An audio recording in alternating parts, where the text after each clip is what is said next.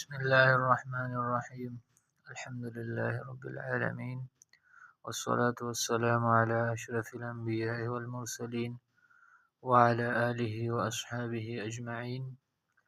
د سحر پاسېدو په وخت کې دویم ادب دا دی چې انسان د دې خبرې اهتمام کوي او دا خبره ځان ته رایادوي چې کوم شیطان غوټې لګولې دي چې هغه غوټې پرانیزي. دا په یو حدیث کې راځي، صحیحینو امام بخاري امام مسلم رحمهم الله دواړو ذکر کړی دی.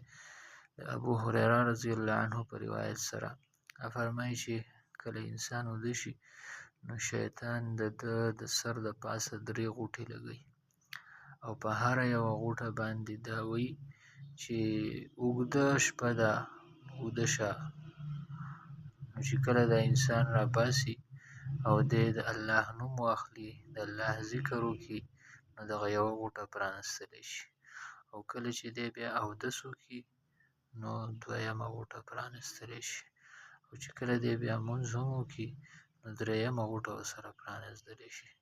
او دا سړی بیا په دې ورځ کې خوشحاله وي او چست وي او په طبیعت کې.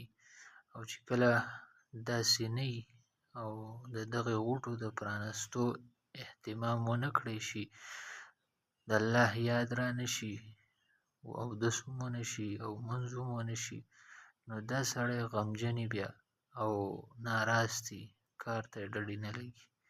نو چې مونږه په طور خاص چې کله مونږه سحر راپاسو نو دا خبره مونږ ځان ته رایادوو چې کوم شیطان غوټې لګولې دي چې هغه غوټې مونږه پرانیزو په خپل عمل سره.